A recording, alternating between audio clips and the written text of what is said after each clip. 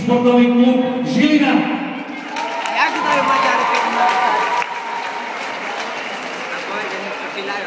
Potom tu máme finalistov z Maďarska, Nušli Vidháza. Aha. Ako je ono nebezpečná Maďarok? Futbalový klub Hlavičku Brok.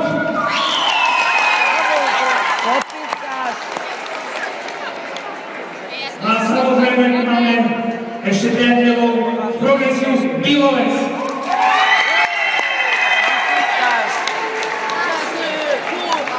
A teraz, keď pôjdeš pistolovať všetko. Odozdávam slovo pánovi rektorovi základnej školy Áronovi. No a teraz, že poď fairplay.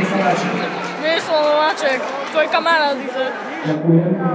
Vážený pán primátor.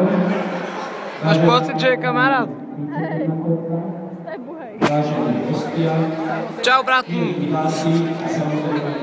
More približiť mi nejde video. Rokovo júd. Enrique, ja tu kamerujem, dáco. Halového futbalového turnaja starších. Čo vyrúcim stáziu. Som veľmi rád, že našim pozvaním na tento turnaj prijali tieto družstva, ktoré boli predstavené.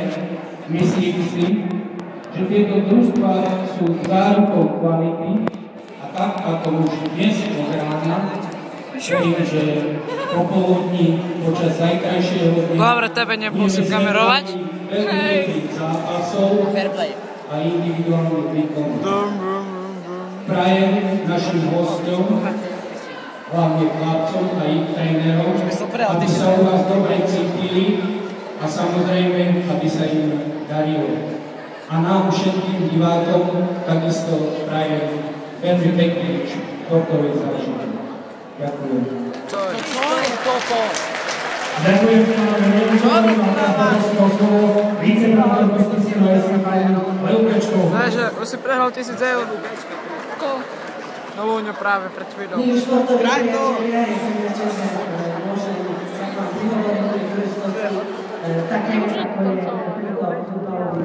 Na jednej strane si spomíname na vynikajúceho športovca. Už ma bolí ruka z toho. Asi najlepšieho, ktorý zašiel. Jaké pohyby tam dávajú? A na druhej strane je to našich mladých ľudí, žiakov, možno sa stretnúť, zbierať si niečo sa naučiť, zasúťažiť. Kamerujem. Čo robíš? Verím, že celý čas prebiehať starne, že sa všetkým žiakom budú vyhýbať zranenia a že sa vlastne na tomto súťaži budú snažiť ubližiť tým vzorom, z ktorých prekonávali aj Andrej Kraj. Takže všetkým želám pekné športové základy, pekný športový zážitok a všetko dobré. Ďakujem pani Leukečkovej a v tejto chvíli prichádzajú na plochu športovej haly rozpieskaročky Sonáta. Nech sa páči.